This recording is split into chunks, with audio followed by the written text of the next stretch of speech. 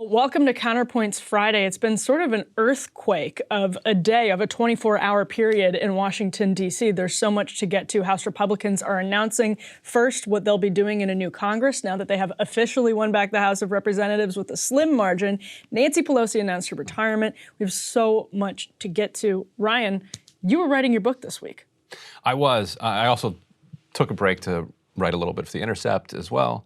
But yes, so you'll have to catch me up a little bit. I don't want to spoil anything. Yeah, don't spoil anything. I heard Nancy Pelosi did something. We're just gonna do this, and you're gonna learn about the news of the week because he was holed up in a cabin, basically. Right. Unfortunately, the cabin had internet access, so I followed everything really closely. I pictured you with a quill. I wish. Just a quill dipping it in ink on parchment. Actually, just animal hide. You had killed the animals and needed their hides for paper. There was a wood stove, so that was fun. That's pretty close. Well, let's start then with House Republicans. We got James Comer here. We've got Comer. So let's play A1, and then we're going to break down a little bit of what he said. We are releasing a report today that details what we have uncovered. We are also sending letters to the Biden administration officials and Biden family associates renewing our request for voluntary production of documents relevant to this investigation. This is an investigation of Joe Biden, the President of the United States, and why he lied to the American people about his knowledge and participation in his family's international business schemes. National security interests require the committee conduct investigation, and we will pursue all avenues that have long been ignored. Committee Republicans have uncovered evidence of federal crimes committed by and to the benefit of members of the president's family. These include conspiracy or defrauding the United States, wire fraud, conspiracy to commit wire fraud, violation of the Foreign Agents Registration Act, violations of the Foreign Corrupt Practices Act, violations of the Trafficking Victims Protection Act, tax evasion, money laundering, and conspiracy to commit money laundering. All right, so when you have a narrowly divided Congress, one of the major things that you can do, especially in a climate like this where bipartisanship is fairly hopeless, bipartisan legislation, at least on big ticket items, is fairly hopeless, is oversight. And Republicans always knew that would be the case. So they've basically been preparing an oversight agenda for the last year. And one of the big ticket oversight items they're planning to do is look into what a lot of people think of as a Hunter Biden scandal. But I think Comer in that clip was interesting. He twice said, this is not about Hunter Biden, this is about Joe Biden. That, I think, is very smart because there's plenty of evidence that Joe Biden is implicated in this. And to the extent that they are going to spend time, I know a lot of people are questioning that decision to say, are you really doing much for the country investigating Hunter Biden? Well, the President of the United States, I think, is implicated in some very serious stuff here. And so long as House Republicans emphasize that, if the media won't tell the public that this is really a Joe Biden scandal, they should emphasize that. On its merits, I was going to call it the Hunter Biden scandal. They want to call it the Joe Biden scandal. The Hunter Biden scandal is worth investigating. It is a case of a family member trading on his name, trading on his access to power to enrich himself, and there are always questions to be asked when something like that happens. Who did you sell to? What did the person want?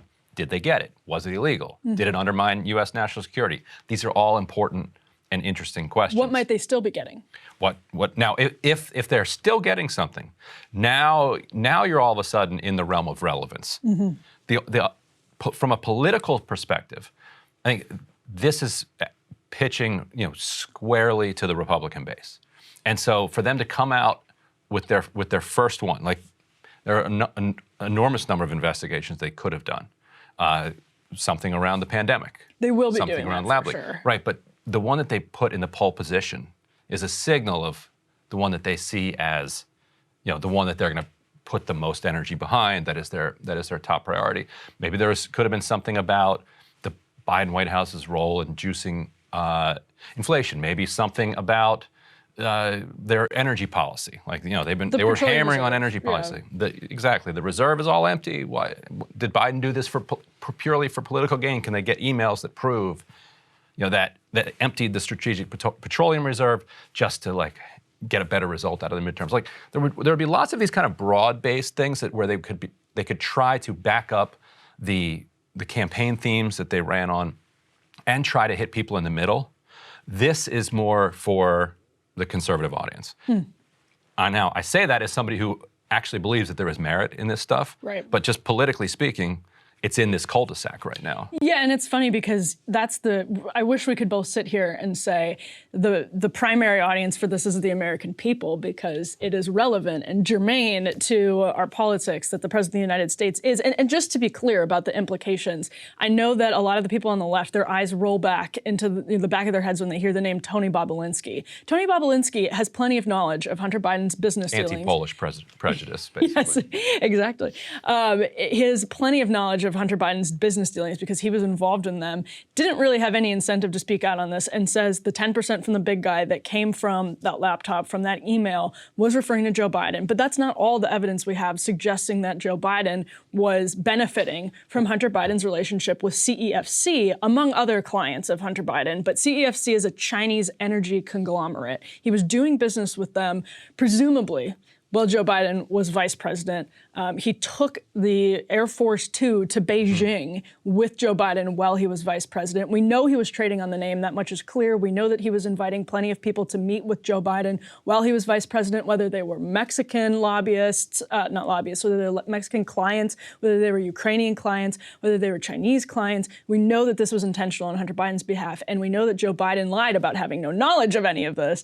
So all of that is to say, do I know whether Joe Biden is currently compromised by China? No. Do I have a lot of evidence in his China policy suggesting that he's personally getting any kickbacks or is too cozy with China?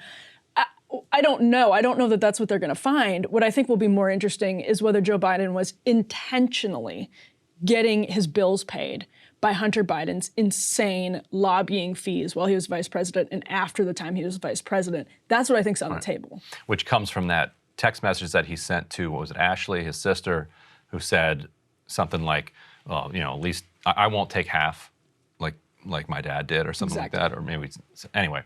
It's to his daughter.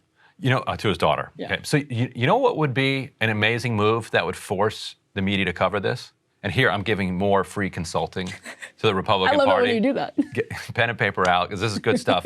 If they go up tomorrow and they're like, you know what? This is a matter of principle to us. Mm-hmm. And that's why we're going to explore the role of Jared Kushner in the Trump administration. Yeah. How did Jared Kushner get a $2 billion payout within weeks?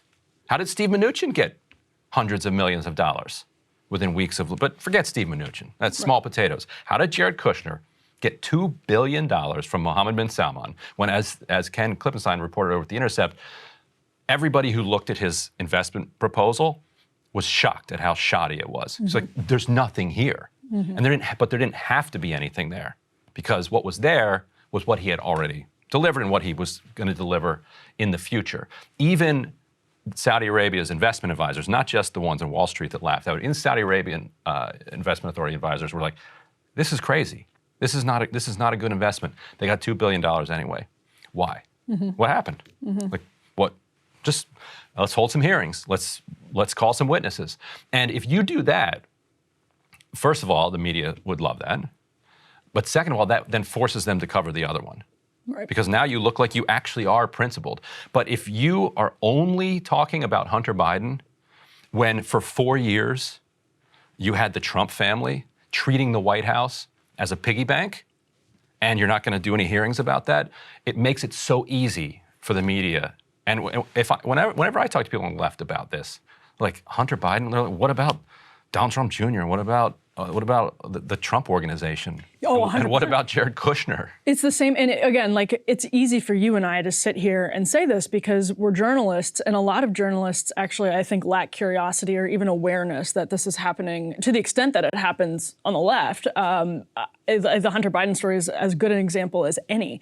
But all that is to say, Republicans have Mitch McConnell as their Senate minority leader, someone who is clearly and just obviously compromised by China. So when Democrats have failed to, have any curiosity, like they investigated Trump, they overturned every single rock, throughout the courts. But they didn't really go into that financial stuff because then that would have been asking questions that might have had difficult answers on their side as well. On their side, right. Yeah, I would love answers about Jared Kushner. And there are a lot of Republicans who would privately tell you they would love answers about Jared Kushner. I think that's why they impeached impeachment was over like the Ukraine phone call rather than Right. the broad-based corruption. Yeah. Like, oh, okay, yeah, he did do it like 50% worse, but we kind of do it too, just a little bit more delicately. Lobbying and is more sophisticatedly. This is the perfect window. Name trading, lobbying is the perfect window into the bipartisan corruption of Washington, D.C. It is absolutely equally 100% as bad on one side as it is on the other. It goes all the way to the top, and it is as bad on one side as it is on the other. There's a fundamental truth about Washington, D.C., because wherever there's money to be made, and there's money to be made with whomever has power, so as long as the American people keep voting for both Republicans and Democrats at roughly 50%, there's going to be a lot of money going to one side or the other. So I agree with you, Ryan. I think it would be great if they wanted to look into Jared Kushner, but they are so deeply tied right now to Trump. They don't want to offend Trump voters. They don't want to poke and Trump prod. voters don't like Kushner, do they? No, actually, they really don't. But Donald Trump would be pretty upset if congressional Republicans started looking into his son-in-law because that could come back on I think Ivanka the big guy Trump might in get a bad little more ways. than 10% on that one. That big guy. I mean, there's so many big guys. It's like we're in casino. The Democratic big guy selling himself short, probably. Yeah. So let's move on to Nancy Pelosi. This is an earthquake in Washington, D.C., really. I mean, people knew it was coming, but weren't sure. It was one of those times in the news cycle, I felt today, where genuinely nobody knew how it was going to shake out. It kind of felt old school, whereas in the age of social media, there's so much dripping and dripping that you kind of get a good inclination of what's going to happen before it happens. But this time, Nancy Pelosi came out today and said she was stepping down from her leadership position, but remaining in Congress. Let's take a look at B1. My friends, no matter what title you all, my colleagues, have bestowed upon me, Speaker, Leader, Whip, there is no greater official honor for me than to stand on this floor and to speak for the people of San Francisco.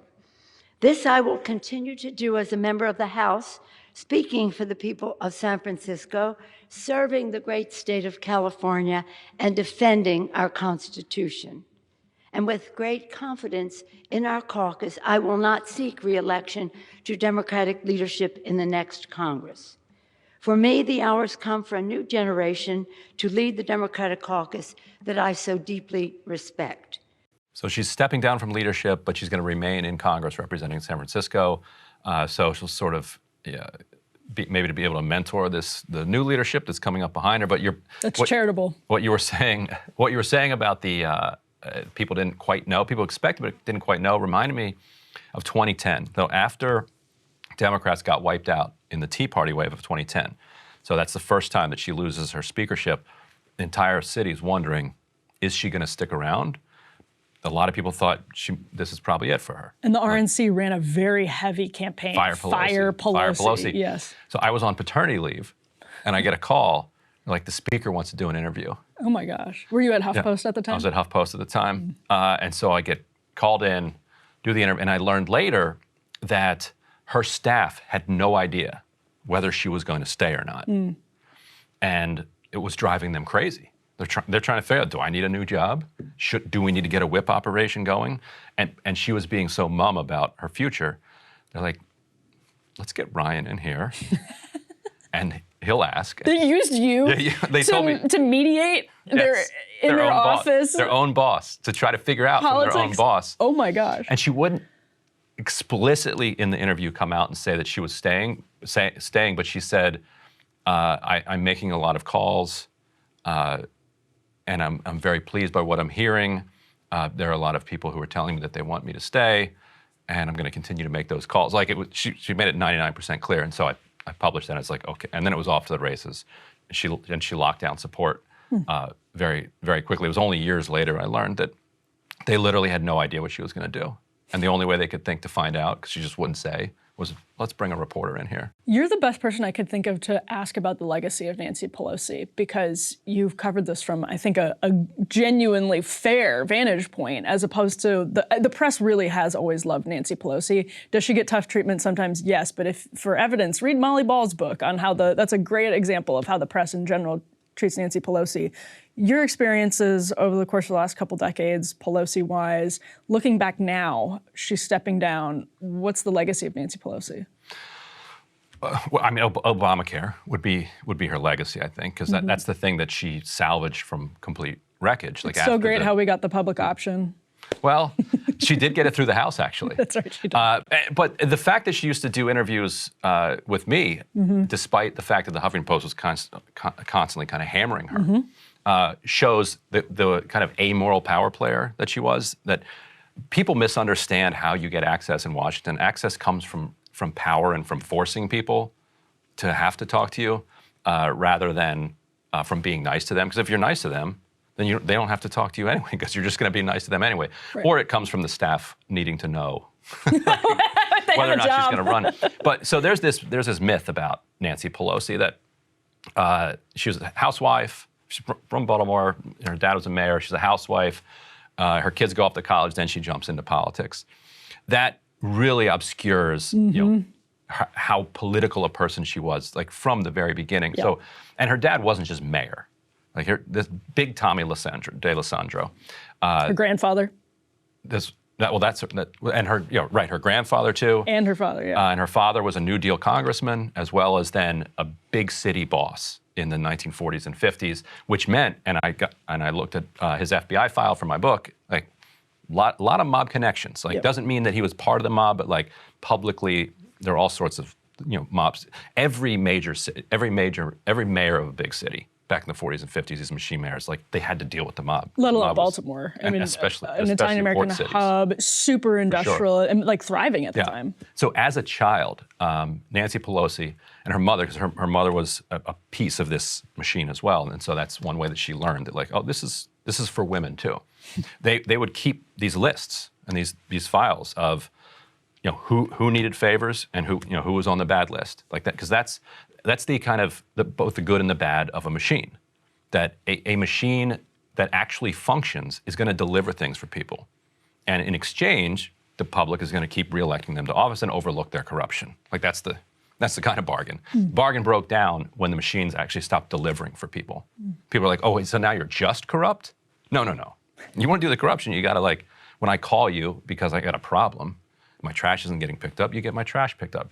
So she learned from a real party boss. And so people think of her as a California liberal. No, she's like a Baltimore boss. So when she goes over to California, so she'd been married to Paul for from very early. They move out to California, and she meets this guy Phil Burton. Do you know Phil Burton? Yeah. The fight, and there's this great book, Rage for Justice, about Phil Burton. Just an incredible figure. He died young in 1983. Had he lived, I think the Democratic Party is a little bit different in the 80s and 90s. He probably would have been Speaker of the House. So they meet, and he sees this mansion that she lives in. What could we do with this? And he's like, this would be an incredible place for fundraisers. Right. She's like, you got it. And so she starts, by the 1970s, fundraising and meeting all of these power players. And Phil Burton, most powerful man in California at the time, rises to become one of the most powerful Democrats and calls himself a fighting liberal. What he means by that is he's kind of cutthroat, but he's also progressive. He basically pioneered gerrymandering. It goes back a couple hundred years, but he's the one that really brought it to scale. Didn't Elbridge Gerry? Yeah, and he was such a sicko. He even drew a district for his brother. So there were two. That's just being a good brother. Just being a good brother, John. And so he also pioneered the idea of raising tons of money and giving it to other members of Congress. Like, that was new. Like, today, that's how you rise up in the ranks in Congress. It's pathetic and it's sad, and it's at the root of the rot in the system. But the people, and Hakeem Jeffries is rising at the top. One thing he's really good at: raises a lot of money, distributes it to other members of Congress, buys their friendship, buys their loyalty, moves way up. So he pioneered that. He also took on the Dixiecrats. Like, he was the one who really kind of denuded their power in the 1960s and 70s, taking on these kind of old racist, white segregationist kind of wing. And so the whole time, she doesn't like to have him called her mentor. She's like, I don't need anybody to mentor me. That was her ally. Let's call it the ally. So 1983, he dies suddenly. his wife takes over for 4 years. She then dies fairly suddenly of cancer. She's in her deathbed, and she makes an endorsement. She's like, "I want Nancy to take my seat." That's how it's told in all the stories. And then she just walked into the seat. Not at all true. This was a very competitive primary, and she ran against this guy, Harry Britt, Oh, that's right. who was appointed by Feinstein to replace Harvey Milk. People remember who Harvey Milk was. He was the kind of radical gay council member who was murdered or they don't call them council members in San Francisco, whatever they call him out there. He's murdered, and Britt replaced him. And Britt was also Democratic Socialists of America member, vice chair for the city, and so it was a true kind of establishment, because she represented the kind of rich liberals in the city. He represented the socialists, the gay rights movement, and the kind of radical element of San Francisco. And she won in a kind of with like 35% of the vote to like 32% of the vote. Yeah, it was really close. And so everybody, and she's like, don't tell me about being progressive. I'm from San Francisco. And what people didn't understand is you won by beating the left. And so she's been fighting the left while also understanding it because she's from San Francisco. I was going to say, I think the most interesting thing about Nancy Pelosi is in the tension that you mentioned earlier, where you said people think of her as a San Francisco liberal, but she's a Baltimore Democrat. And I think what's most interesting about her is that she's both. She started as one and really became the other. And she has if you're on the left, to her credit, she has been ahead of the curve on certain things that progressives champion. She knows where the political winds are blowing, and I think she also has fairly socially progressive values. It's a different story on other things, but socially progressive values.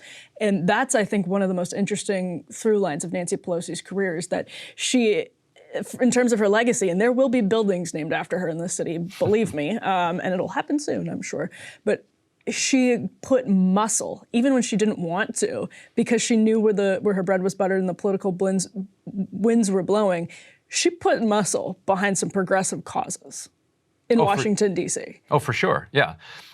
As a Baltimore Democrat. Right, for sure. You combine those two things, power politics coming out of the old school Democratic Party with like progressivism, she's really been invaluable to that cause. Yeah, and Burton too got a ton done. I think he did Social Security, a supplemental Social Security.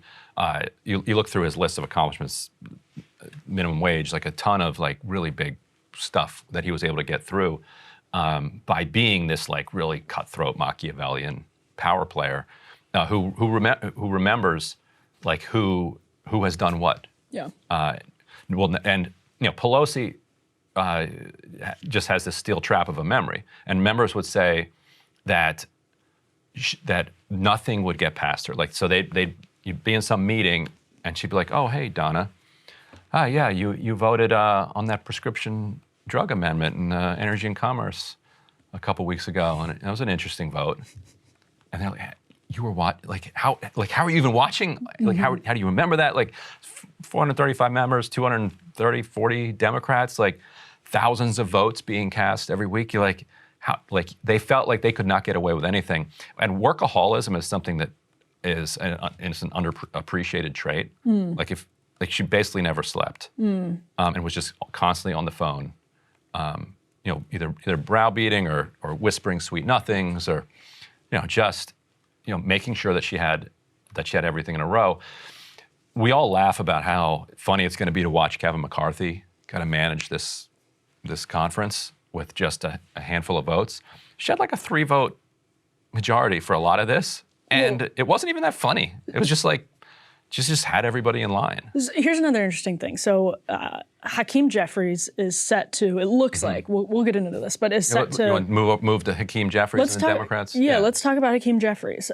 So we can put I think this is B4 up on the screen. It's a tweet from Jake Sherman of Punchbowl. Clyburn ends up assistant Democrat leader.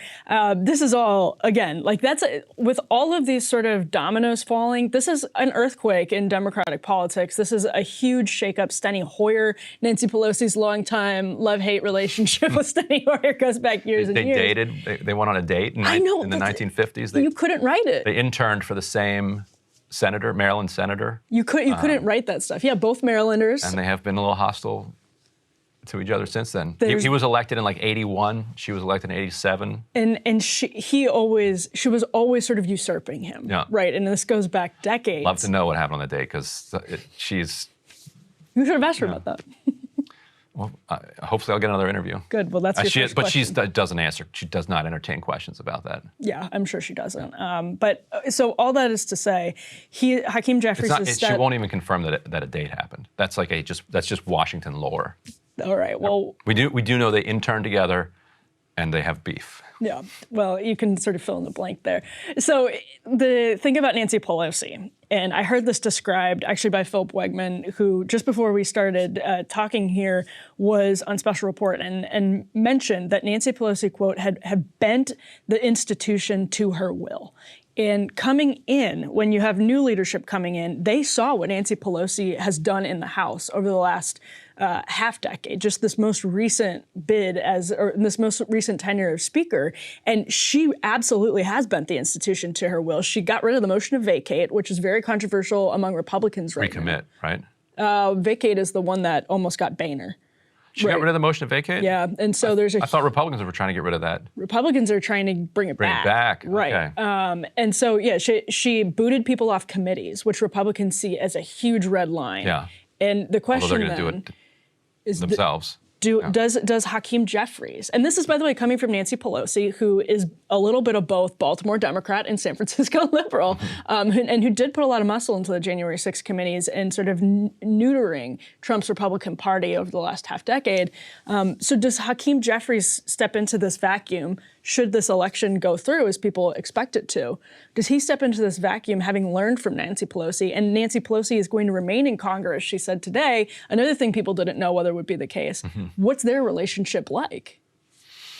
One thing that Pelosi has not been good at has been grooming, and this is probably intentional, but grooming successors. Like Rahm Emanuel stepped aside. Now I'm not saying I wanted these successors to take over. But Rahm Emanuel was somebody who he wanted to be Speaker of the House. He gave up and left. Chris Van Hollen wanted to be Speaker. He gave up and went to the Senate. Tons of them just they're like, you know what, these people aren't going anywhere. So I'm just getting out of here.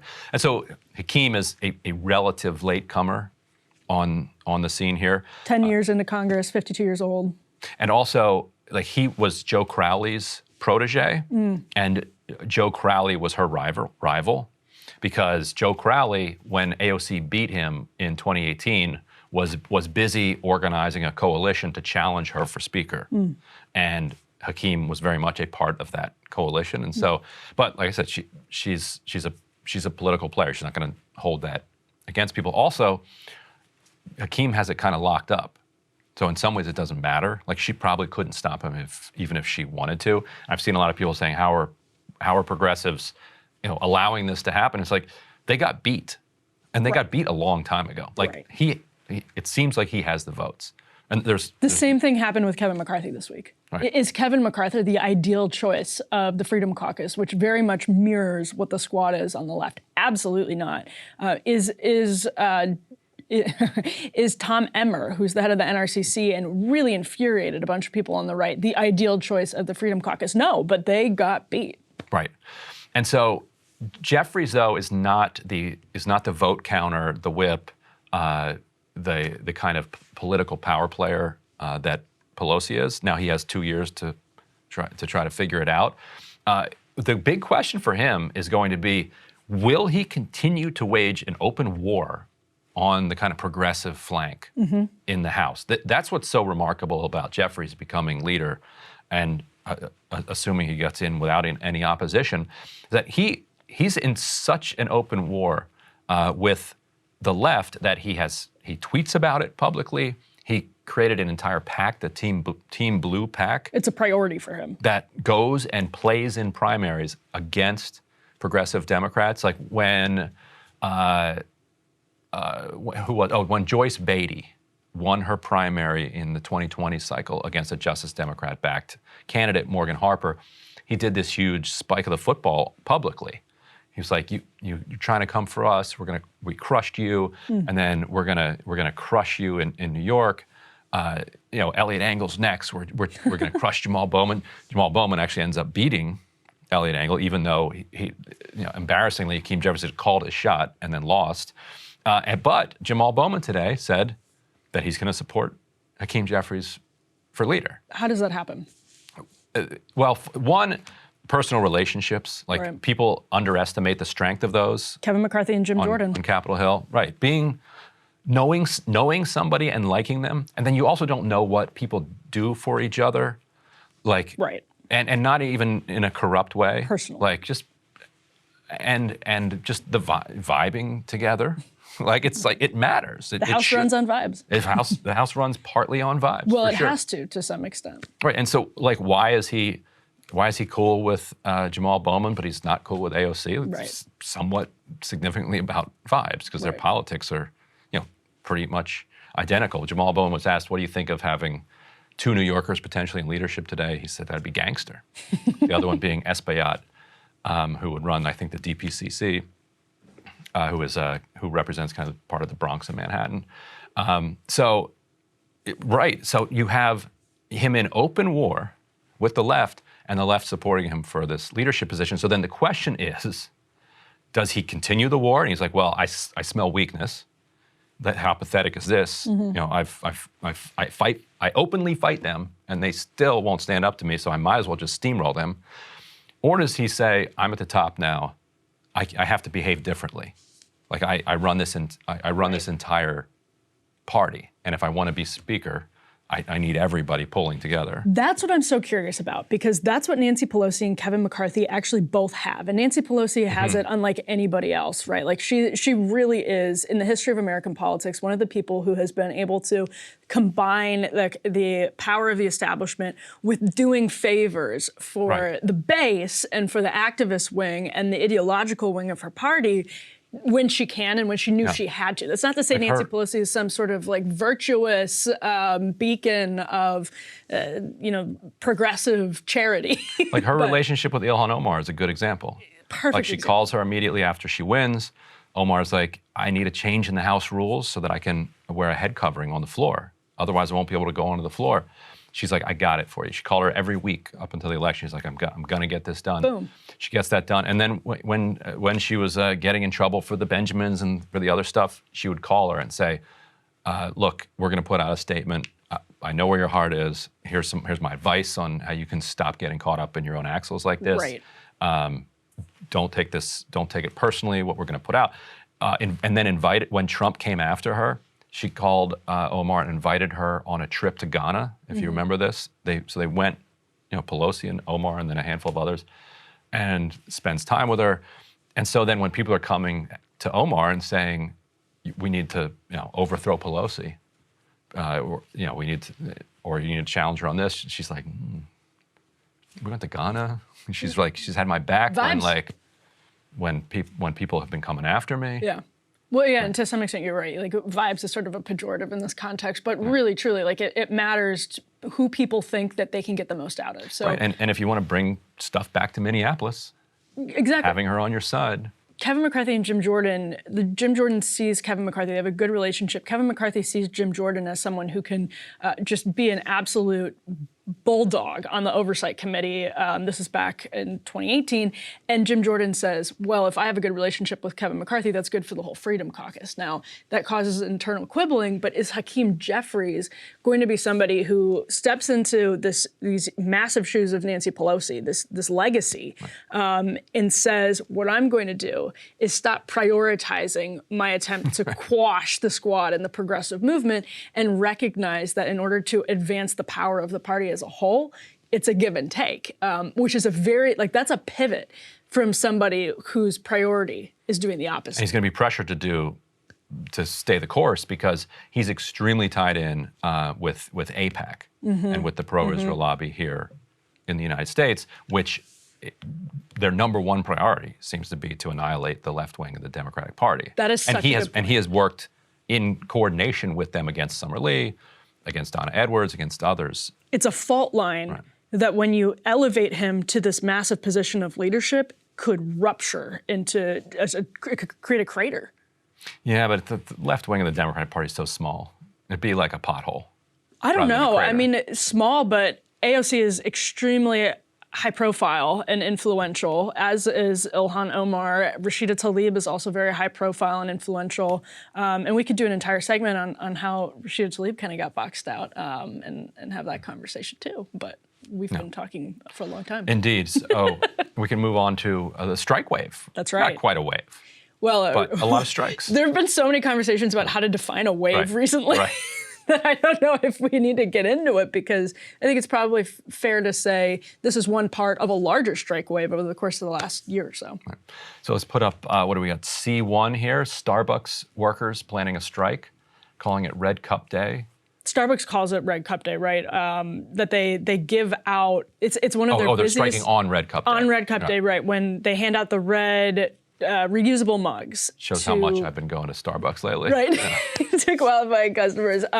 So it's one of the busiest days of the year, and this is, you can, 111 stores. yeah, it's a lot of stores, and obviously this is part of a bigger thing that Starbucks has been dealing with, again, for a little over a year, probably 18 months, and Howard Schultz actually stepped back into the role as head of Starbucks after sort of flirting with a run for presidency that's right. by going on the Goop podcast with Gwyneth Paltrow. Shockingly, that didn't work out. But he's back, and he is trying to crush the unionization drive at Starbucks badly. So this probably doesn't make that any easier. Well, one of the things he's been doing has been closing some stores. Yeah. When if they get if they're unionizing and they're kind of on the fault line of making money or not making money, where maybe you would keep it open. You're like, you know what, they got a union and they lost money the last 3 months.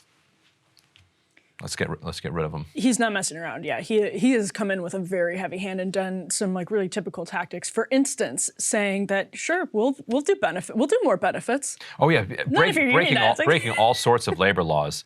It's just explicitly saying like, if you're not in a union and if you don't support a union, then you get X benefits. Like you cannot do that. Like that's against the law. Right. He's just like, okay, arrest me. Right. And the thing about Starbucks that's really interesting to me is I think of it in the context of the underemployment rate around the country, which I think affects a lot of Starbucks workers. Now, Starbucks has really good benefits in general. People have a lot of problems with the way that they're scheduled in different stores. They have a lot of problems now that the technology over the course of COVID, I mean, everybody is customizing their drinks to a freaking T and mobile ordering them. And also customers have gotten so much worse. Yeah, customers. So than they this is, were. and this is not just their persnickety orders, but they're just jerks. Right, this to is a not degree Ryan that- and I just messing around. This is like the Washington Post followed Howard Schultz around on a tour of all of these different locations, and these big themes kept emerging when he was talking to workers. Customers have gotten worse. It's impossible for us to make these drinks as customized and as quickly. So he said, all right, we can get some more machines that'll help you do this faster, and it'll be easier for everyone, and you can spend more time talking to customers and getting to know them is actually a thing he said, because his original vision for Starbucks was that it would be kind of a community hub, that it would be this calming oasis and a real sort of espresso experience. He was inspired by the cafes of Italy to bring that to the United States, and if you walk in your local Starbucks, I don't know if you experience that depending on where you are anymore, but he has really pulled out of the all the stops to quash the unionization. But his workers, I mean, again, like he offers tuition, he offers health care, but there are still so many problems. And I think it's indicative of how hard it is in the sort of way that people our age, you're an older millennial technically, right? I think I'm Gen X. You're Gen X. Okay. So Young Gen X. That counts though. Yeah. So young Gen X and millennials have been conditioned to see their sort of career pathways and what that looks like. when you're 25 and in a really bad situation. It looks like getting screamed at, dealing with, as Howard Schultz says, I don't think we're going to be able to keep our bathrooms open. That's a huge complaint that workers have. I always reference the Jacobin story that said we're being asked to function as untrained social workers. I mean, that's a huge, huge concern. Right. Yeah, and I think people just want to feel a sense of dignity while they're at work, and that's the thing that is, I think, really driving the unionization campaigns. I think they don't feel like they have protections too. If a customer complains, like let's lose you mess up a drink order, you're not as super polite to this super rude person as you should have been. They complain, you're getting docked, and the manager's on you. Like they want some protections up against all these vicious forces that they're confronting. Because like you said, people are still doing all of their online orders that they were doing during the pandemic, but people are also coming into the store, yet you have the same number of workers. So how's that work? I would love to know what Howard Schultz is like, how closely, and Starbucks in general, thinks about the ingredients that it uses in their food. And this is like industry-wide. It wouldn't just be singling out Starbucks, but a huge reason that the American people are miserable is because of, frankly, what they're eating, like, period. And that's a huge role is played in that by the executives who make these decisions. And Howard Schultz, I say that because in the Washington Post profile of him that was published last month, it's really interesting. He wants to turn all of the blame around from Starbucks to the culture at large. And there's absolutely truth that it's getting harder and harder to work in the service industry in this country that we're all a part of, and in this culture that we're all a part of that is increasingly miserable. And again, that's not just us sitting in this nice studio and saying it. There's statistics that back up the fact that our happiness has been going down. Arthur Brooks has put these statistics together, and you should go check them out. So it's of course going to get harder and harder for people in the service industry to exist in the service industry. And one of the ways that corporate executives can start dealing with that, they're just tinkering around the edges. That's all they want to do. They want to quash the unionization, throw some more like superficial benefits people's way, and not deal with any of the fundamental issues, because that would be a serious blow to their bottom line. God forbid. Right, and anybody who's watching this who works in the service industry understands that. They don't need us telling them that. But if you don't work in it, stop taking your frustration out on people at Starbucks, at restaurants,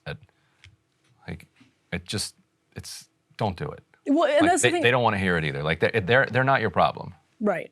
And people are people are just stressed in the country, and that's what Howard Schultz came away from this listening tour with. And we can just quickly pop C2 up on the screen because I think it's relevant too, especially in that kind of broader context. 48,000 California academic workers strike for higher wages. So this is grad students all over California that are striking. They say they're making and actually you see right there, we make about $23,000 a year. This is a quote from the story, and that's unlivable in many parts of California.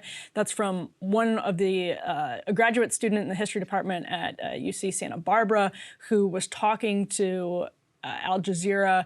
That person is the recording secretary for the Santa Barbara branch of the UAW, and that's one of the unions representing the academic workers, which, that's how that works out. But in this context, Ryan, you've probably covered a decent amount of grad student unionization drives. I was actually in one. Oh, you are? Yes. All right. So what do you make of this? This is, that's like we said, tens of thousands of people in California right now. Yeah, I went to University of Maryland for grad school, and we had an organizing drive. It ultimately failed, but I had, I think, 98% card signers in my school. I was in the public policy school, so I was proud of that. It was a lot of fun, because you could see how the different graduate students would respond to you. Like when I would be organizing history grad students, I'd be getting a history of the labor union. If I was in the philosophy department, I'd be getting, what is a union? What is solidarity? Just sign a card. What is work? When I was in chemistry, any of the sciences, the math, I would just explain it to them, and they'd be like, "Oh, like more power, better wages, more protection." Okay. Yes. Right. The math works out. Yeah. The numbers. Yes. They're like, yes, we're for that. All you basically had to do, it would take 5 minutes on the hard sciences, chem side, all of that. The literature people, the philosophers, just impossible. Just absolutely impossible. Right. Public policy, they're like, yeah, fine, yeah, sure. Well, let's do that. So in California, they're saying they're demanding a wage that's something over, I think it's like $54,000 a year, which again, like California is a stupidly expensive place to live. I mean, just stupidly expensive. It has driven the middle class out of California. And I think one of the reasons the strikes at these schools is interesting is because that's the policies of the sort of party that is a kind of a patron of organized labor in California. That the Democratic Party has made it extremely expensive to live in California because it's beholden to corporate interests in the same way that the Republican Party in California is beholden to corporate interests. California is a corporatized, almost dystopia in certain parts of it. And again, like these broader forces, people are just like, why are these white collar unions popping up? And it's like, because You can't afford to live. things are miserable. Yeah, like you can't afford to Rent's live. too damn high. The rent is too damn high. All right. So we got a fun little FTX update. Ryan Fun. is so excited about this because of the text message or the DMs. The DMs. Yes. I've heard him called now Sam Bank Run Fraud, which is pretty good. It's still SBF, so that's SBF, perfect. Sam Bank Run Fraud. The former CEO of FTX did an interview with a reporter at Vox, which he was funding a Future Perfect, Future Something, section of Vox. We can put D1 up on the screen. The reporter was so the reporter DM'd him to I had this up here So yeah, Kelsey Piper. And the part that I wanted to focus on, the entire text exchange that she publishes is just absolutely extraordinary. This is a guy who is sitting in a beanbag in the Bahamas, just incriminating himself all up and down, like just in an incredible way. But he also indicted all of society with this one exchange. And so she's asking him about his effective altruism and all of the like good works and all the talk that he was doing about making the world a better place and just wanting the best for everybody. That's really what he's all about. And she starts making money to give away money. That's the effective altruism. And she starts to see that she's like, so wait, so was all of this just a front? And he's like, yeah, it was a front. And then she asks him, she says, you were really good at talking about ethics for someone who kind of saw it as all a game with winners and losers. And then he writes back, yeah, hee. I had to be. It's what reputations are made of to some extent. I feel bad for those who get effed by it, by this dumb game we woke Westerners play where we say all the right shibboleths and so everyone likes us. Shut the hell up, dude. Seriously, because that's... Don't you want him exposing this? No, I mean, well, yes, of course, to that, right? But like, it is so incredibly shameless because he's also like exposing the people who aren't in on it, right? So how many times did the media, in fact, he's actually still scheduled to speak at a New York Times event this month for like top thinkers, which I'm going to talk about in my monologue. But that's what's amazing, right? Is he understands what he was doing and he's exposing himself as being completely shameless. But the media was covering him as though he was on the cover of Fortune, as though he was like, he was being talked of as JP Morgan, this guy that was snatching up all the feelings and just like organizing and helping everyone save the industry, basically. And here he is saying these text messages, F regulators, they make everything worse. They don't protect customers at all. And so, yeah, at the end of the day, he's exposing that it's basically all about money. It's a smokescreen to make more and more and more money. But we were told for how long that if you disagreed with effective altruism and what did he say in the West, the shibboleths that we all have to abide by, which in this case is the full pantheon of like cultural leftism that you couldn't say a word against in 2020. If you did say a word against it, you were a bigot. You were a bad person. You weren't just a political disagreement. You were a bad person. And there were billions of dollars built on the back of that effort. And it has gone a long way towards just utterly destroying the country. So while it's somewhat gratifying to watch him crumble, it's also just profoundly sad. And he's also an idiot. Do you know how many? Do you know how many FDIC insured bank accounts have gone bust since the FDIC was created? Like zero. Like nobody who had money in an FDIC insured account since it was created after the New Deal, during the New Deal, has lost a single penny. So what do you mean regulators don't protect customers? Like, it's just idiotic. Like, Well, you know that his father helped Elizabeth Warren write a tax bill. Like, he comes from a family of people who are politically involved. and I think that's where he got a lot of his cachet. His Yes. mother's Barbara Fried, and then obviously his dad is Bankman. And both of them, in their own right, are very well respected kind of rock star academics, because academia is this weird hierarchical place too, where you can rise up to like rock star status, and they had. The poignant part about this last quote here, though, is by this dumb game we woke Westerners play where we say all the right shibboleths and so everyone likes us.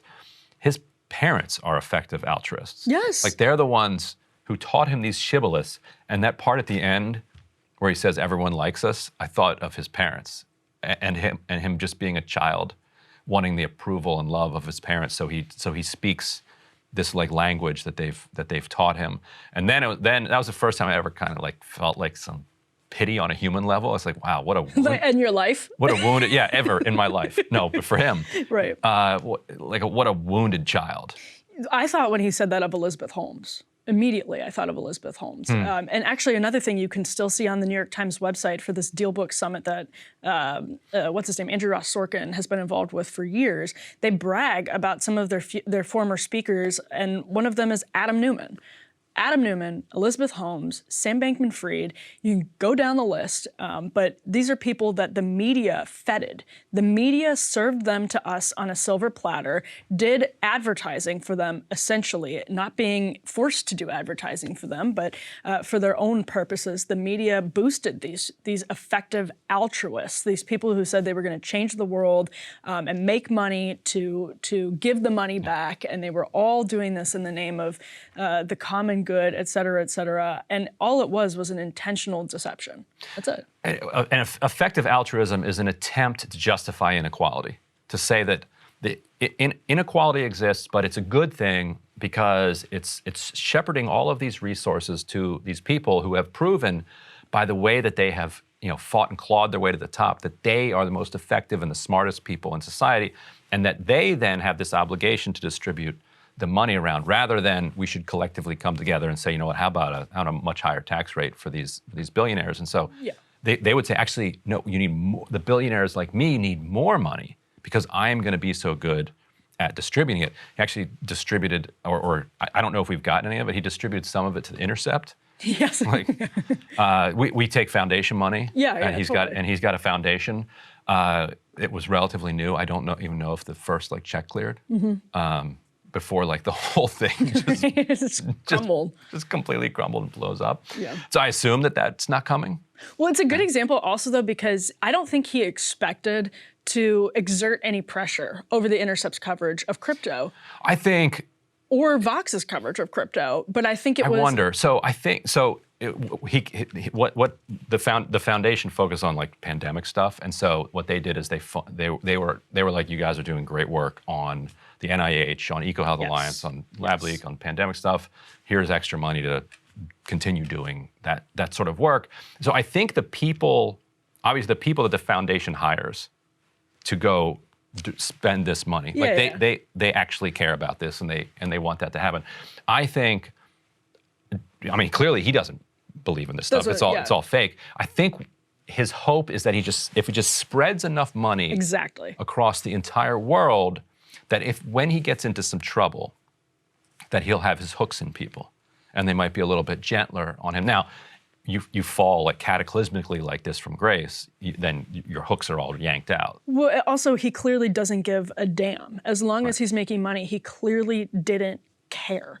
And that's the thing, because this was all a smokescreen, and he says it over and over again. All the dumb stuff I said. That's in one of these text messages, which you can go read or DMs. You can go read them at Vox. He continued to go back and forth with this Vox journalist who had previously been writing a profile on him, so had an existing relationship. But when all of this is crumbling, he's just talking to this one reporter over direct messages. Right, and I think it is a longer game because every single piece that we wrote about him that ever mentioned him was negative. Exactly. But I think he's okay with that. These super rich people are okay with that because they're because they're trying to capture the entire system. and the little people are like criticizing them along the way, and they're like, that's fine. The one like broad point that I'll make here is people have done analyses on what are called super zips from the 1960s to, I think the last time this was in Coming Apart must have been like 2012. And you can go and look at how people lived together in the same communities despite having like pretty dramatic income differences in the past and how they do it now. And it's a very big gulf between how we used to live and how we live now. And so people like Sam Bankman-Fried, the ultra rich, really don't know regular people. And so his idea that he's just going to dress like an average Joe, or Mark Zuckerberg's just going to dress like an average Joe, it's always been sort of, I think it's kind of projection, right? That like I can pretend to be normal, or I can be normal in some way or another, but what they're doing is saying we're going to use our inequality to fix inequality, et cetera, but they never want to do anything that actually would cut into like change the tax code. Let's say so you can stop cheating on your taxes, like not cheating, but you can stop gaming the tax code in your But from their perspective, if you're so good at gaming the tax code, then you deserve that money, and you're probably going to then spend it better than the government would. It's what Trump said to Hillary Clinton. She was like, he cheats on his taxes, and he was like, that makes me smart. And the difference between Donald Trump and Sam Bankman-Fried is that Donald Trump will say this, not just in DMs, but in a presidential debate, where Sam Bankman-Fried is out there talking about how he's just doing this for the greater good. Give me a break. And that's where you get people drawn to Donald Trump. Right, because we also know instinctively, intuitively, that all the people that are at these Met Galas and at these other, all the entire kind of gala circuit in New York City, they don't know what, they barely know what the like cause is for that dinner that they're going to. Just another night at Cipriani. Right. How much? Some of them like the opera. Others are you're just supposed to pay for the opera. You just give the money to the opera. That's what you do.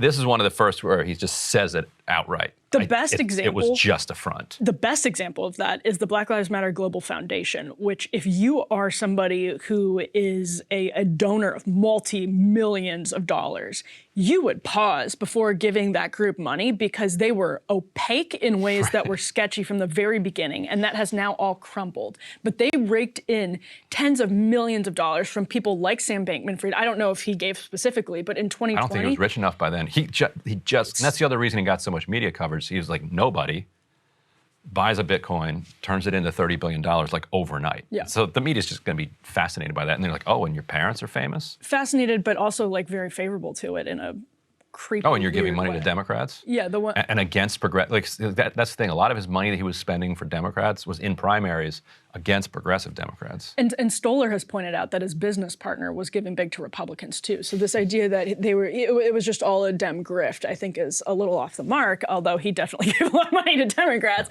But the point is, like, he does, like, it's a virtue, these millions and millions of dollars that empowered, I think, some destructive forces in our culture was a smokescreen for corporatists to make an F ton of money, basically. Great. Now that we've established that, let's move on to the DHS. This is an interesting story that actually hasn't got a ton of pickup. We can put the first element up on the screen. That's for this E1. one. It's from Gizmodo, which did a long report on another report that was released by, or made public by Senator Ron Wyden recently. And this is the headline: Homeland Security admits it tried to manufacture fake terrorists for Trump. I think that oversells the story a little bit. I'm not sure that they were trying to manufacture fake terrorists so much as they were overstepping the boundaries of their authority to monitor and sort of make a bigger claim about the security threat than actually existed. And that's not to say in 2020 there was a huge security threat in Portland. There's no downplaying that.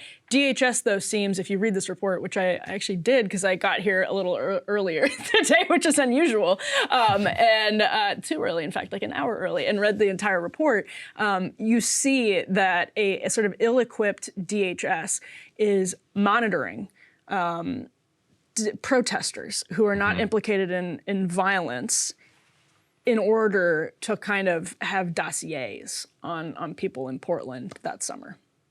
And so, right, you know the book Three Felonies a Day? No. So it's this book by a lawyer that the point behind it is that every person in America Oh, I do know this book. commits 3 felonies a day. It's probably a slight exaggeration, but maybe not, because our federal code is so expansive and so interlocking that You're speaking my language. just walking down the street can get you caught up in some type of federal code in the hands of a creative federal prosecutor. That's why there's that famous saying that a prosecutor could, a good prosecutor could, in front of a grand jury, could indict a ham sandwich. Right.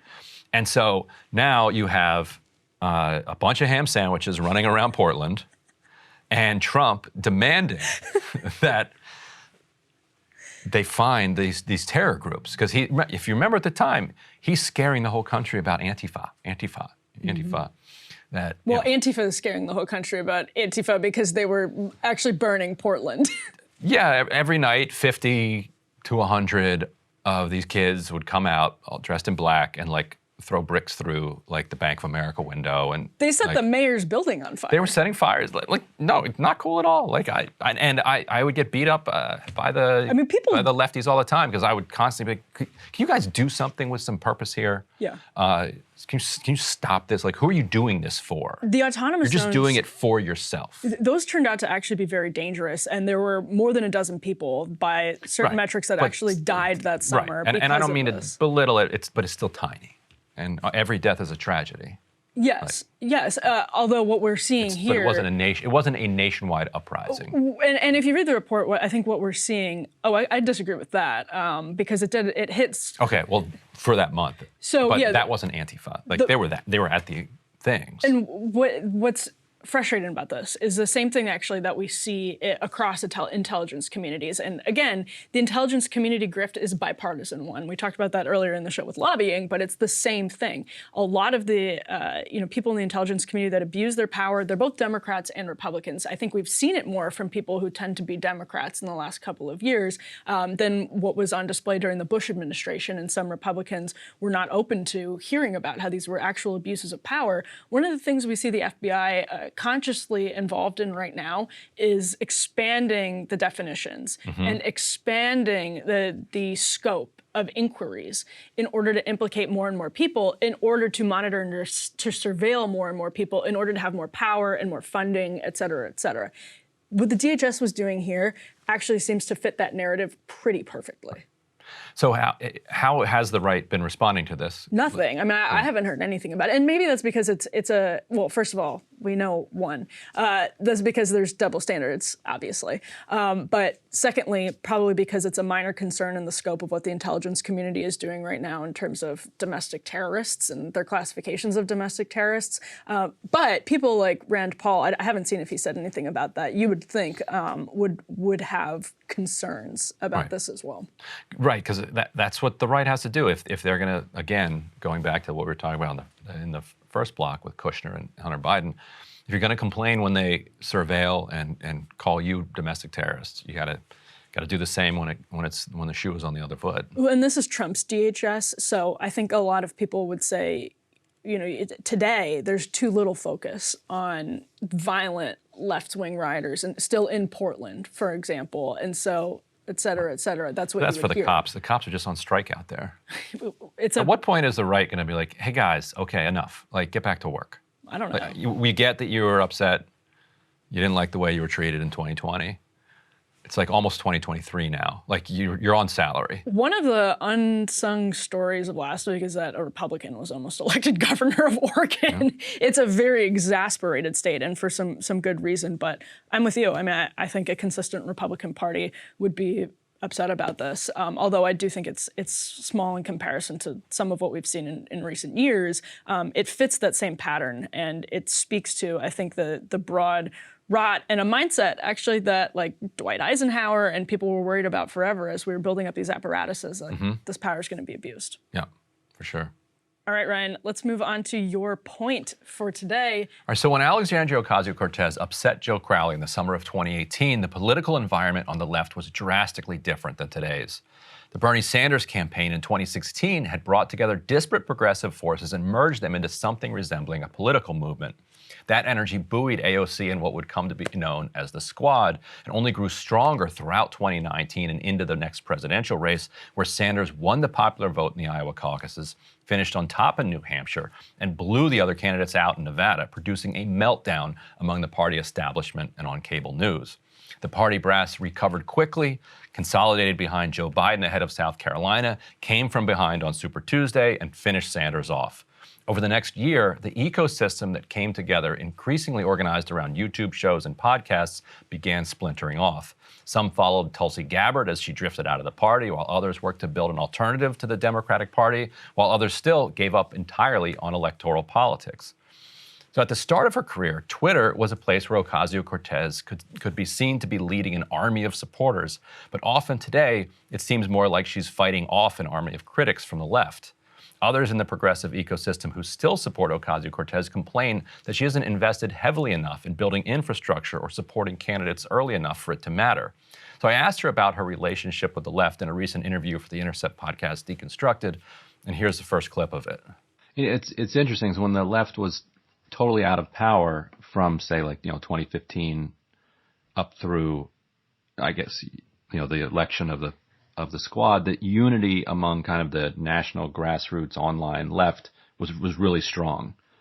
That unity has really frayed. You can feel it online. What do you think brought that about, and what do you think can be done to recharge it?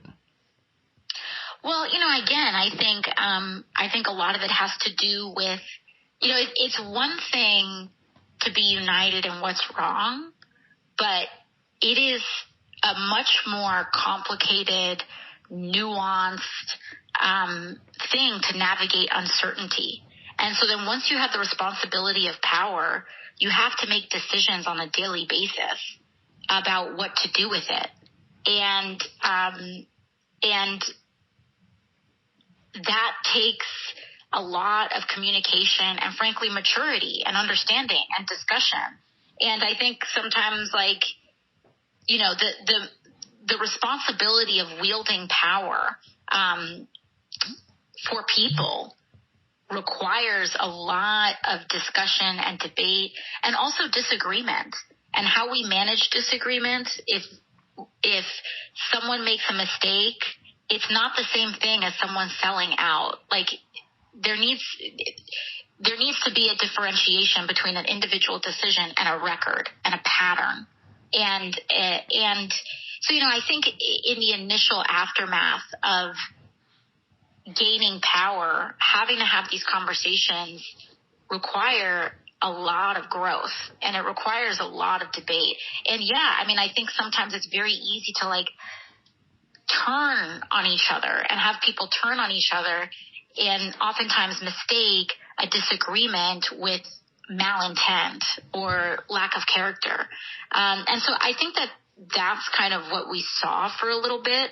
But I actually am also sensing a moving beyond that. Of course, much of that is still going to exist, but I actually do sense a growth in that. If you look at the growth in national DSA, for example, of course, these periods of growth can look messy, but actually public debate and struggle is what allows there to be the transparency and also trust necessary in decisions.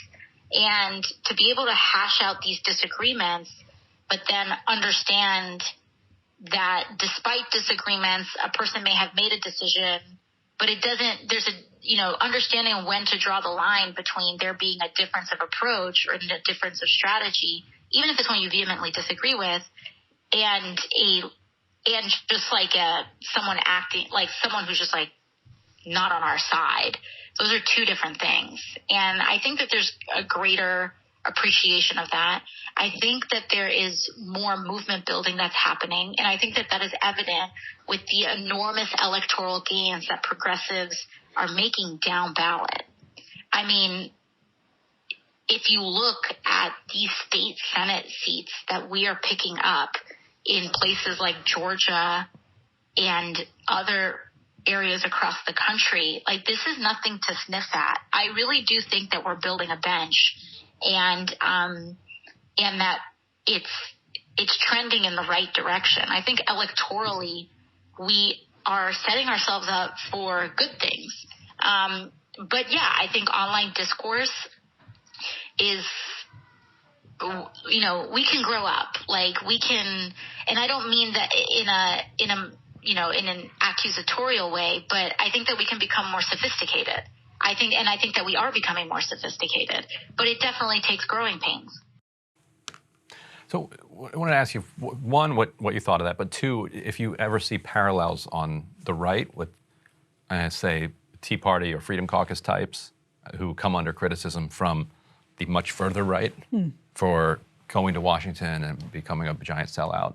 How do they handle those criticisms? Yeah, there are definitely parallels there, but I thought that was really interesting because it sounded almost cathartic for her to have that conversation with a reporter, because it's something that I think she really desperately wants people to understand, that when you get to Washington, she's repeatedly saying, and you have the responsibility of power, and you have to, on a daily basis, make decisions for the country and for your constituents, it changes your mindset and it changes the way that you approach some of these questions. Whereas activists genuinely, and I say this, like, have the luxury of being able to have ideological purity on every bill, on every issue, because they're not the ones that are jockeying for a seat on the committee or a voice in X, Y, and Z. And I'm not saying that's the way the system's supposed to work, but it's interesting because when she said that quote, we can grow up, I thought if I were an activist on the left, I'd actually be really offended by that, because the implication is that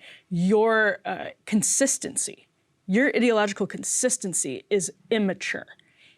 What was interesting, though, about that quote is she seemed to be including herself in that. She caught herself and seemed to be saying almost that, like, I'm trying to grow up too. Like, I'm an activist, bartender, made my way into Congress, and hey, things are different here. And I know you've been a part of conversations like that about Medicare for All. Those are conversations that I think when you have the unfortunate daily job of seeing how the sausage gets made, you sort of know what people are doing, and the system shouldn't work the way that it does, but it does. And I think that's what she was getting at. And I think you've seen similar things happen when Marco Rubio joined the Gang of Eight. He comes in on the Tea Party wave, joins the Gang of Eight on immigration, and just has his career almost decimated for 5 years, and now he's a very different senator than he was then. But another just a good example of how that can happen when you're somebody who's elevated by the activist wing and then comes here. Certainly, people come here and are outright corrupted all of the time. I actually asked her, "Do you include yourself in that? We need to grow up." Let's play that second clip. When you say we, are you including yourself in that too? Or when you look back, are there any things that you think your critics got right? Like if I were trying to pinpoint one, I'd say the Amazon warehouse fight that was being waged, where they were trying to get a whole bunch of support and didn't. Like if you had to do that over again, or are there any things that you would have done differently if you could do them over again, to try to like rebuild that communication and trust? Yeah, I guess like the thing is like,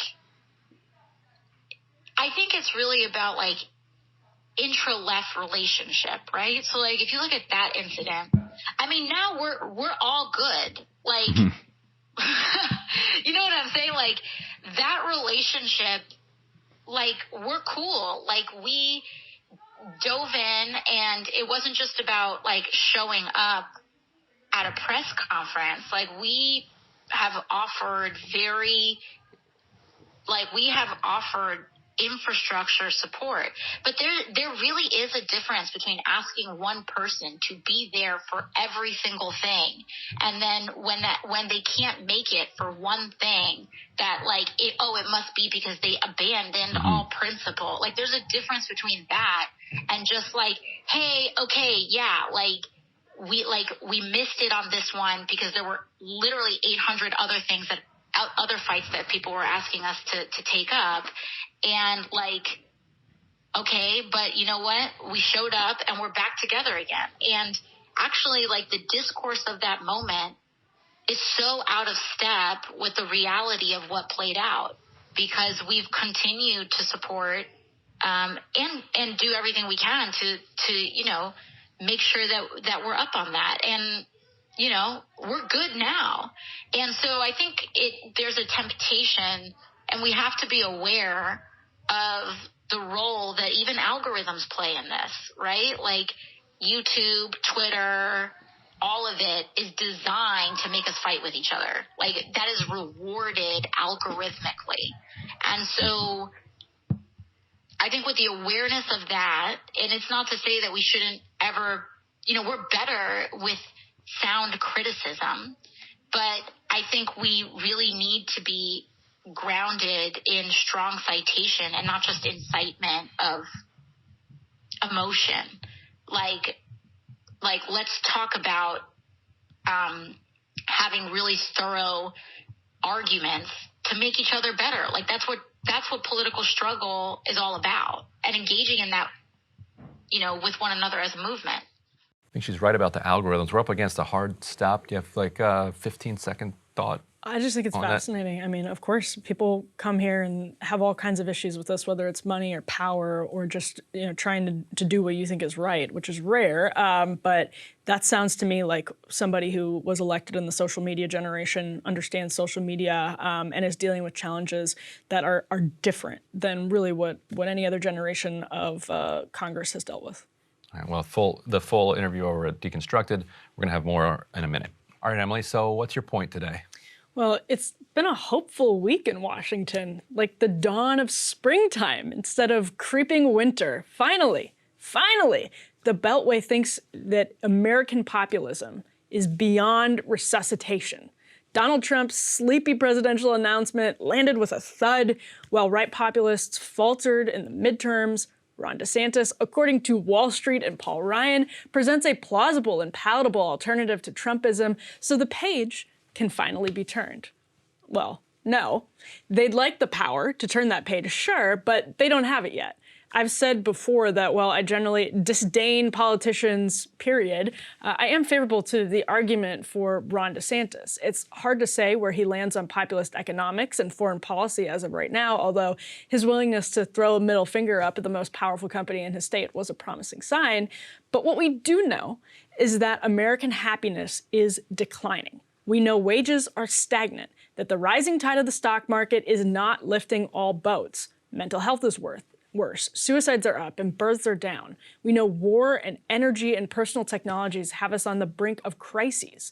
TVs are cheap, and people are miserable.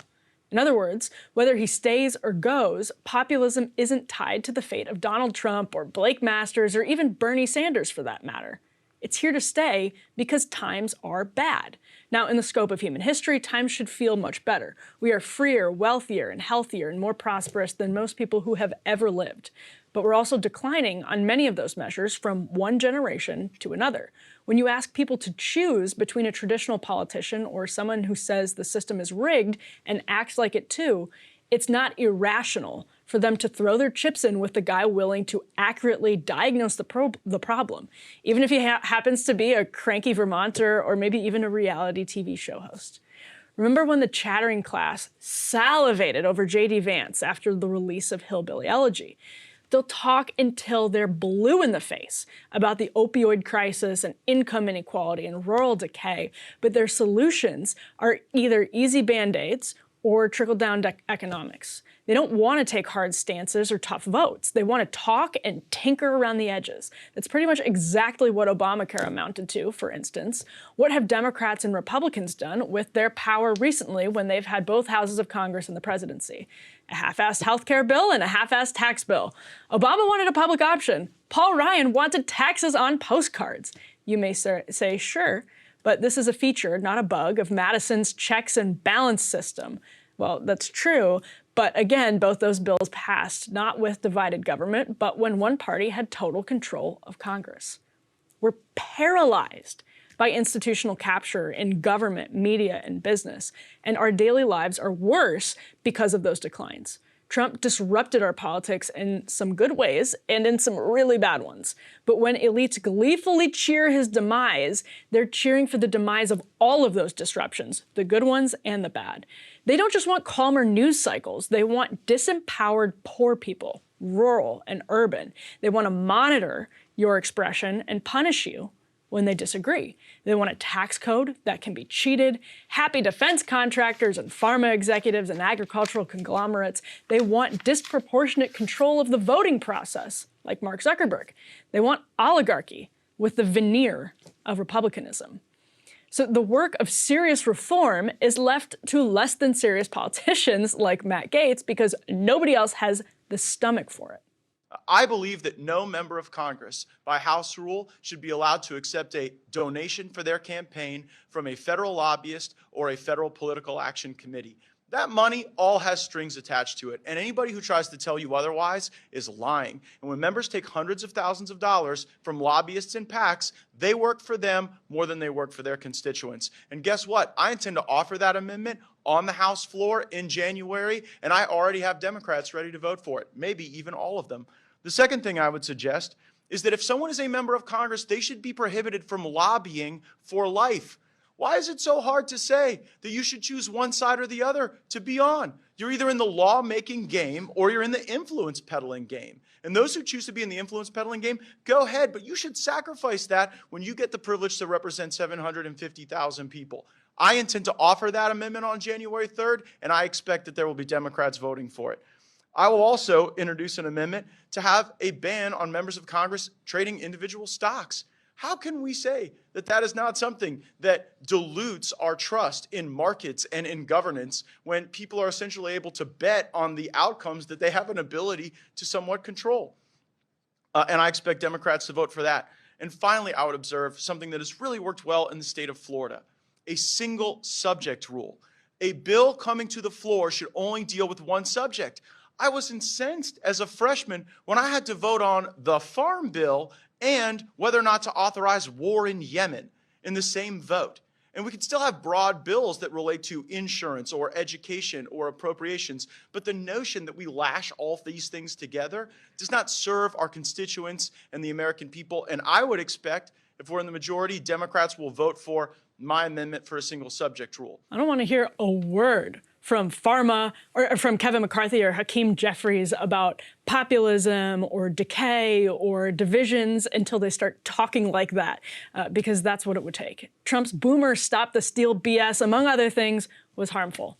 If his third presidential bid fades, I hope that stuff fades with it. But unfortunately, we live in a low-trust country, and people who have the luxury of not following politics closely know they're being lied to and are right to believe little of what they hear. The irrational position is having high trust in our institutions right now. And what are those leading institutions doing?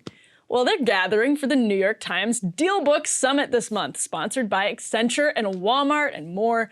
What's the summit, you may wonder? It's a gathering of, quote, today's most vital minds on a single stage. Naturally, that means the highest profile cronies of BlackRock and TikTok and Meta and the Fed, including Zelensky and Sam Bankman-Fried himself, are coming together under the banner of the paper of record.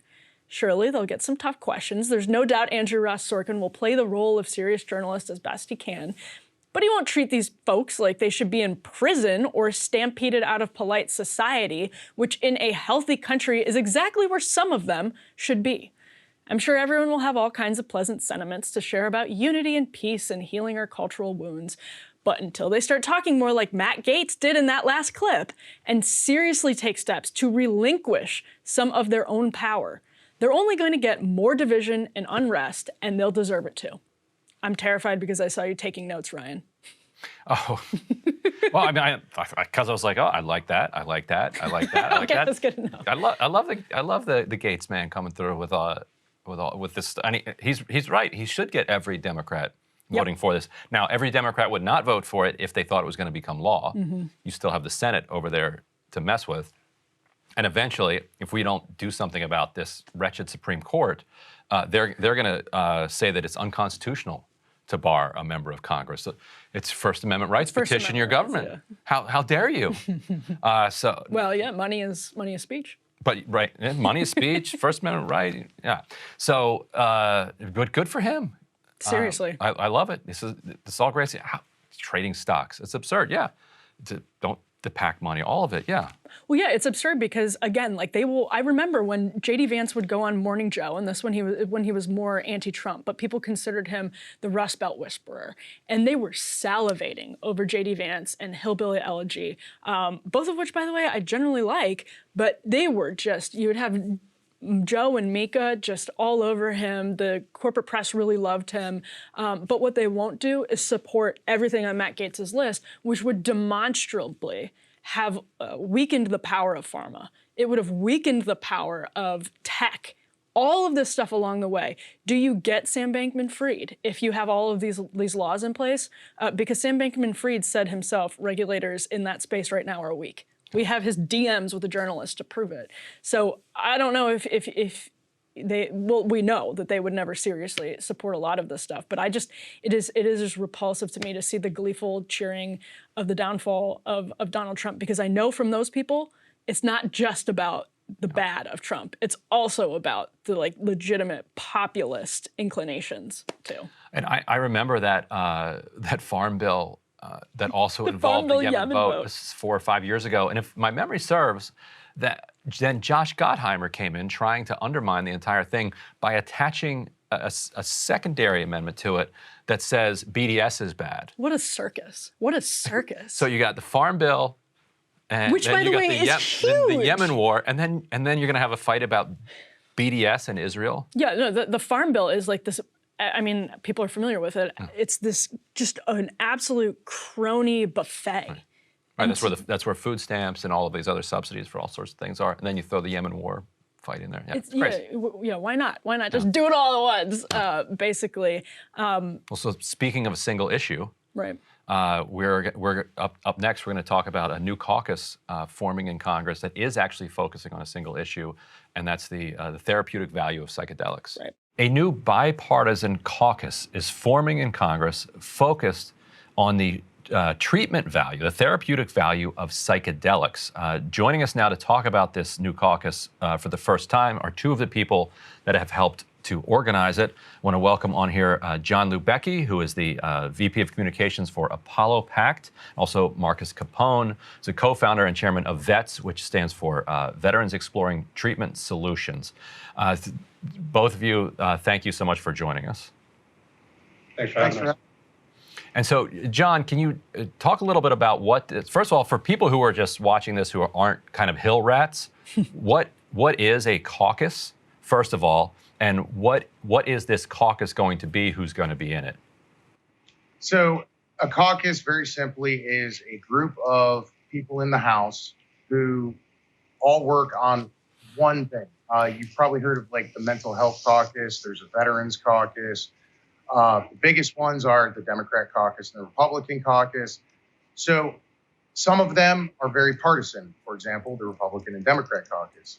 This is an entirely bipartisan caucus. There's two co-chairs, retired Lieutenant General Jack Bergman, who represents the Upper Peninsula of Michigan, and Lou Correa, who is a congressman from California. Both of them stated that the reason they joined is because it touched their family, and they see how mental health is not just affected their personal families, but they see it in their communities, as we all do. And they decided to come together and, psychedelics, drug policy, these have typically been things on the left. It's great to see people like Jack Bergman step up from the Republican side, as well as there's actually been a lot of interest by members. We don't have a set list other than the two chairs, because every Republican that wants to join has to go find a Democrat. Every Democrat who wants to join has to go find a Republican. So we've had some Democrats and several Republicans show interest in this.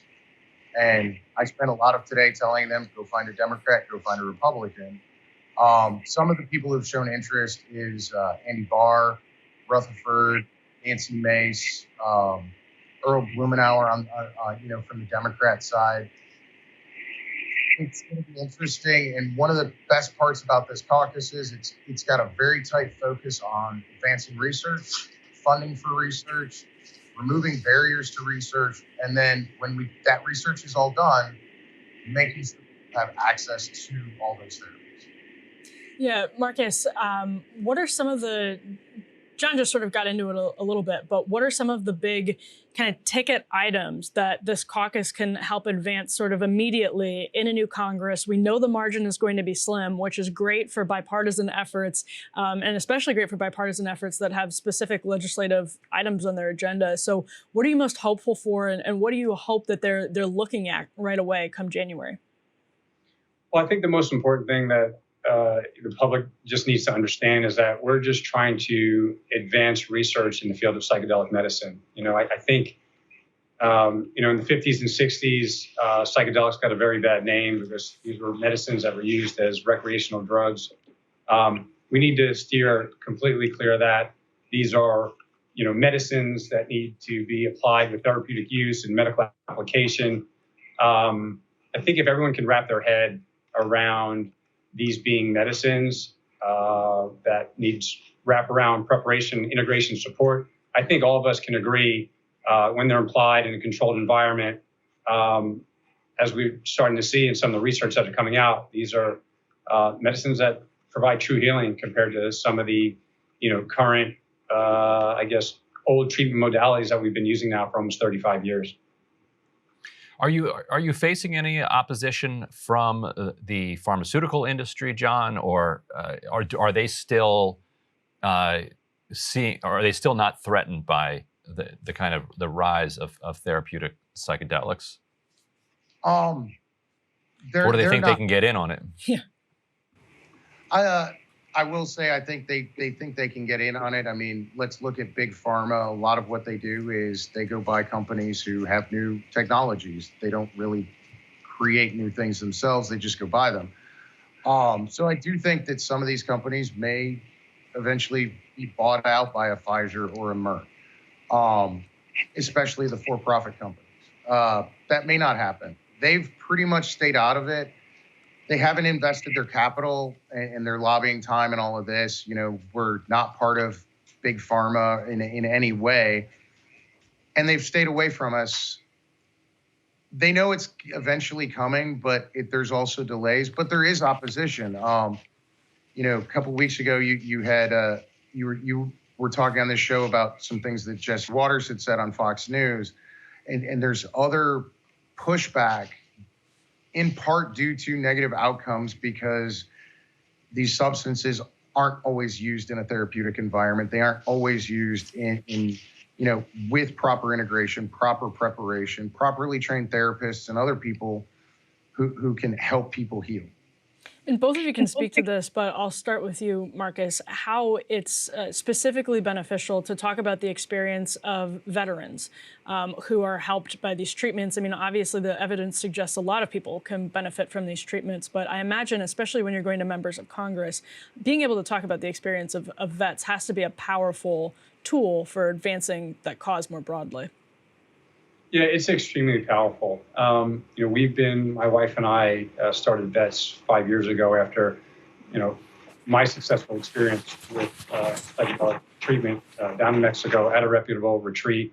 I had been on from that moment, I'd say 7 years straight of antidepressants. And at one point I was taking up to 10 prescription medicines to include medicines to focus, Nuvigil and Provigil, and antidepressants, SSRIs, SNRIs, medicine to go to sleep.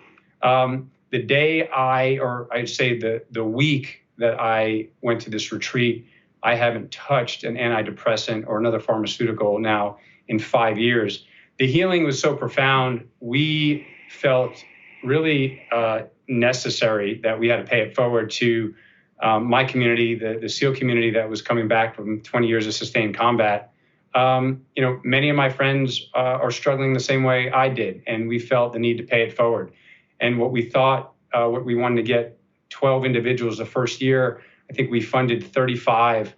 And now to date, 5 years later, our nonprofit has funded at roughly $5,500 per individual, almost 700 other special operations veterans to receive the same treatment. And the testimonies that we get are unbelievable. It makes us keep going. These medicines, again, as Jonathan pointed out, done in a controlled environment, life-saving, life-changing. It's keeping families together. It's making individuals, connect back with their spouse, their loved ones, their children, and this is generational healing. And so we just need to continue on and do this smartly. We don't want another Timothy Leary moment to happen. Marcus, did you say Ibogaine? Is that? I didn't say anything, but you did. Oh, okay. Do you have any? If people are, you have to do this in Mexico or somewhere else. You can't do this in the United States. It's legal.